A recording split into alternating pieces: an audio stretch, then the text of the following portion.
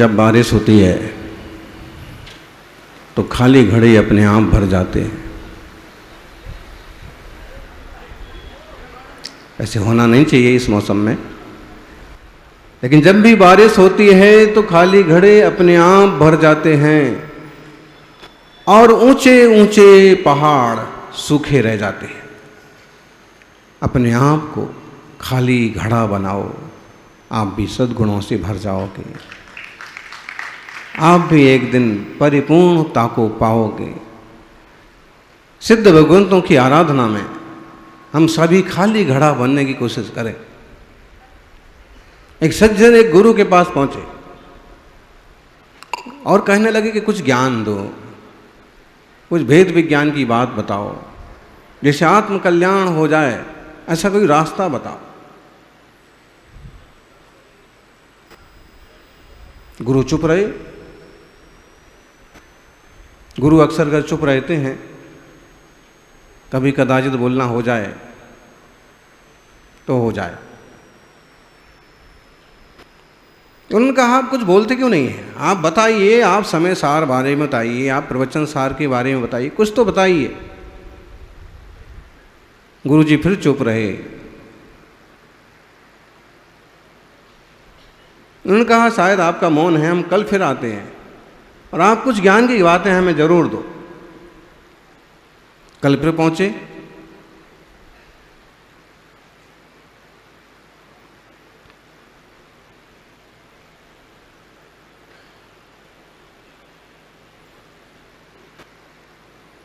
गुरु जी वापस वैसे ही ध्यान में, चिंतन में, मनन में लीन हैं, सहज हैं, शांत हैं, जैसे एक सागर, जैसे एक झील पूरी तरह से शांत है, वैसे गुरु जी शांत। और जैसे झील में एक कंकर पड़ जाए और तरंगें आ जाएं, वैसे ही उसके आने से एक छोटी सी तरंग पैदा हुई, बोलने से दूसरी तरंग पैदा हुई। फिर गुरु जी ने वैसे ही शांत रहे, मौन रखा।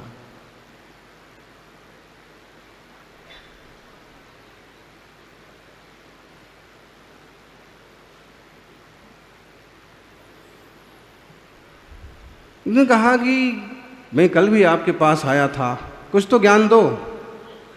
ऐसे तो मैंने भी बहुत स्वाध्याय किया है, मेरी भी बहुत बड़ी संगति है विद्वानों की, लेकिन सोचा कि आप आए हो तो आपसे भी दो चार बातें पूछ लें, जान लें। गुरु जी ने फिर कुछ नहीं कहा।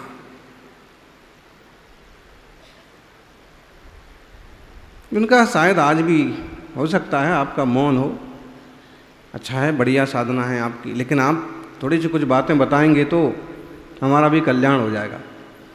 कई लोग कल्याण की बातें ऐसे पूछते हैं जैसे वो पूछ करके एहसान कर रहे हो। गुरु जी ने फिर मौन साधा। उन्होंने कहा कि कोई बात नहीं, मैं कल फिर आता। अब गुरु जी भी ये सोचने में लग गए कि ये प्रश्न पूछना चाहता है कि परीक्षा लेना चाहता है। जो पूछना चाहता है, सुनना चाहता है, समझना चाहता है, वो ऐसे पूछेगा क्या?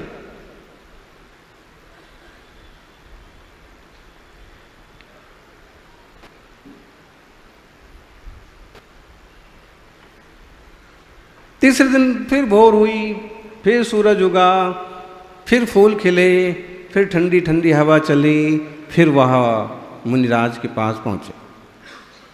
मुनि महाराज को वंदन किया, नमोस्तु किया और फिर पूछा आप कुछ बताइए, क्रमबद्ध पर्याय के बारे में बताइए, आप कुछ निश्चय व्यवहार के बारे में हमें समझाइए। हम चाहते हैं कि उपादान निमित्त के बारे में आप विशेष मार्गदर्शन करें। मुनि महाराज फिर चुप रहे। तभी गांव की एक ग्वालिन, भैंसें निकल गई थीं, गायें निकल चुकी थीं, और आखिरी में जो गाय भैंस बंधने का गोघर होता है, क्या बोलते हैं, गौशाला, उसका जो बाड़ा जो होता है उसमें गायों का गोबर और लघु शंका सब उसने भर कर के एक टब में, एक घड़े में और अपने खेत की तरफ। ये है असली खाद, सही खाद, जो कि दोस्तों इसमें भी है, लेकिन देसी किसानों का ये सही खाद है, ये सही ऑर्गेनिक है। और इसके माध्यम से देसी भूमि पर साधारण मिट्टी में जो चीज़ें पैदा होती थी वो चीज़ें स्वास्थ्य के लिए लाभदायक होती थी, वो खेत की तरफ जा रही थी। फिर उनने कहा सज्जन ने कि महाराज कुछ कहिए, बिल्कुल आज मैं आपसे सुन के ही जाऊंगा।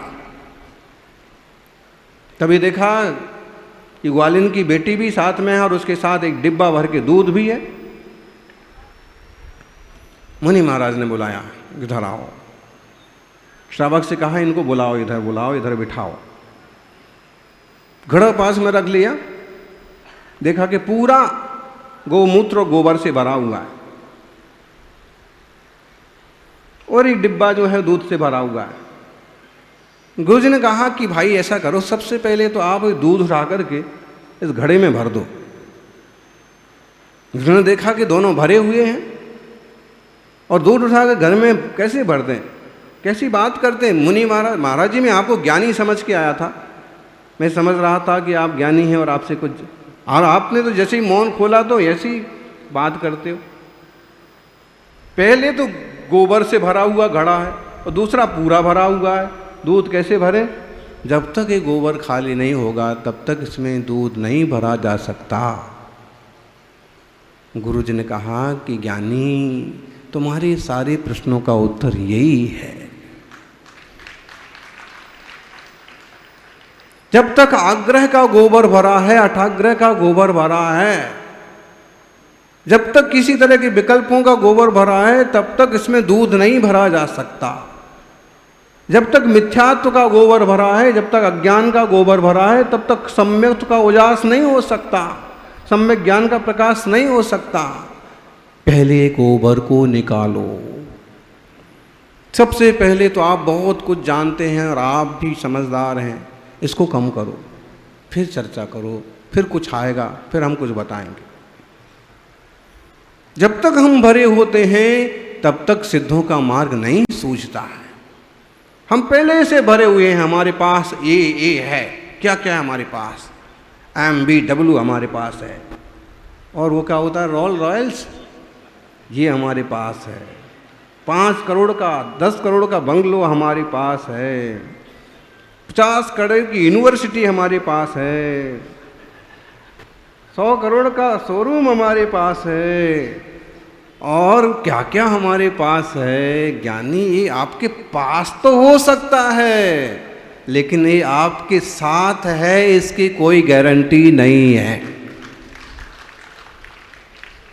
सुंदर सा बेटा हमारे पास है, सुंदर सी बेटी, सुंदर सी बहू हमारे पास है, सुंदर सा परिवार हमारे पास है, सब कुछ हो सकता, पास तो हो सकता है, लेकिन साथ, और साथ हो भी जाए 10, 20, 50 साल के लिए साथ हो भी जाए तो भी वो शाश्वत साथ नहीं है। इसका मतलब है ये सब चीज़ें जोड़ी हुई हैं, और जब तक इन सब जोड़ी हुई चीज़ों में हमें अहमपना मालूम पड़ेगा, तब तक हम जो कुछ हैं, वास्तव में हमारा जो वैभव है, उसकी खबर होने वाली नहीं है। सबसे पहले तो ये समझ लेना ज़रूरी है कि संसार का वैभव संसार का ही है, यहाँ का वैभव यहाँ ही है, इसका और हमारा संयोगी संबंध है, निमित्त नैमित्तिक संबंध है। बाकी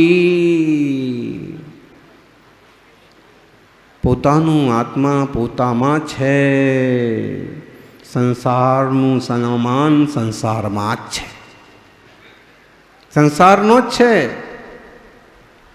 એટલે હું કહું છું, પોતાની ફિકર કરો, પોતા પોતાની નહીં, પોતી પોતાની નથી, આત્માની પોતાની ફિકર કરવાની જરૂર છે। तो जब तक हम बाहर की चीज़ों को गिनते रहेंगे, गिनो, जब तक गृहस्थ हैं, चौथे गुणस्थान वाला भी ज्ञान रखता है कि 6 खंड के अधिपति हैं, कि इतनी रानियां हैं, कितना ये है, कितना वो है, कि पहले आदिनाथ भगवान की केवल ज्ञान की पूजा करना है। चक्रवर्ती कहते ना जब तीन तीन समासार एक साथ मिलते हैं तो वहाँ भी आखिर विवेक तो है ही।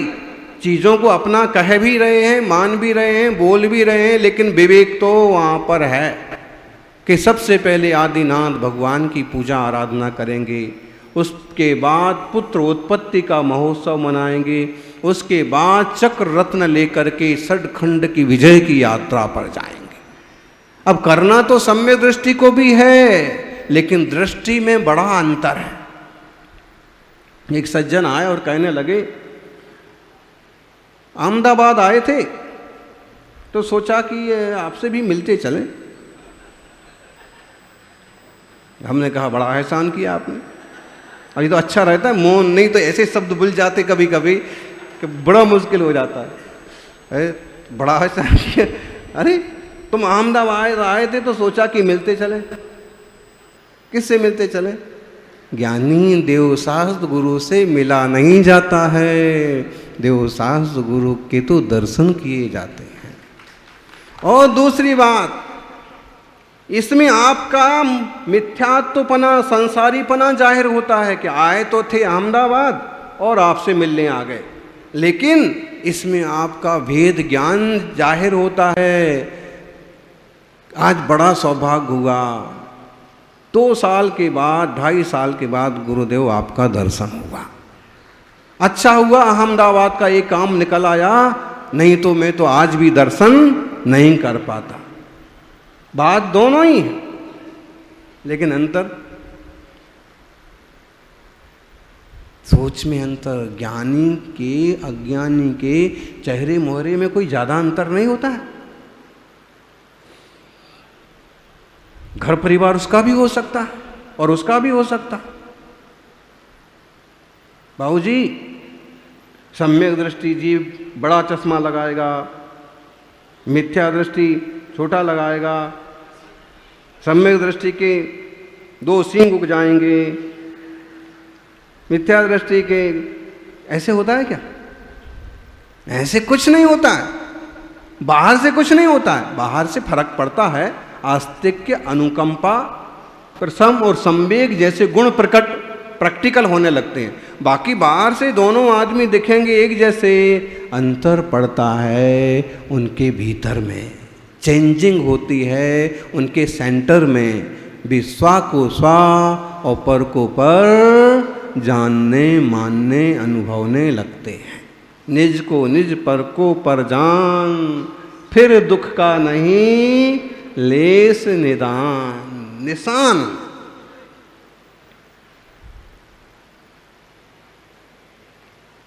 इनने ऐसा कर दिया, इनने ऐसा कर दिया।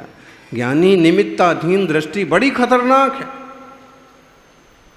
कभी बेटा बेटी सामने बोलने लग जाएं तो कई बार ऐसे लगता है कि बड़ा बोलने लगे, बड़ा बात करने लगे, लेकिन भाई वो अपनी जगह हैं, आप अपनी जगह हो।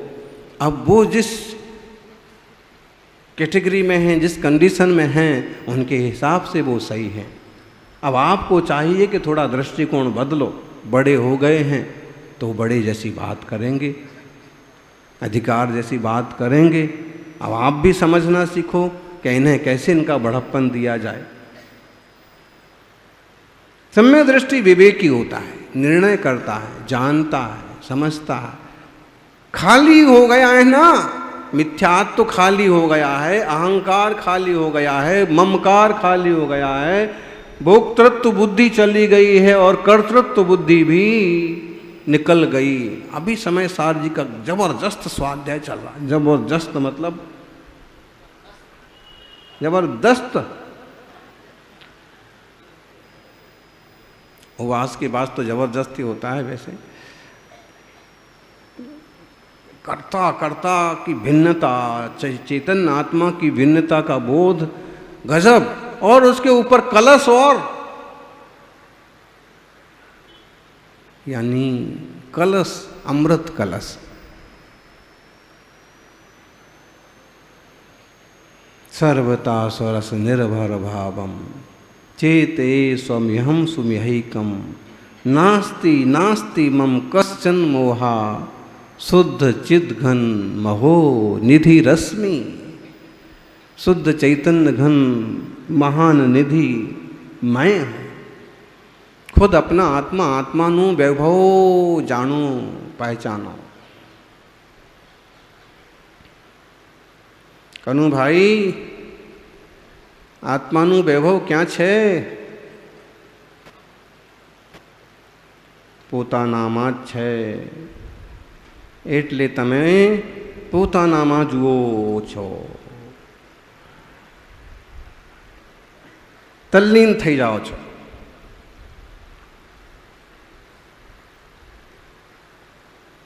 देखो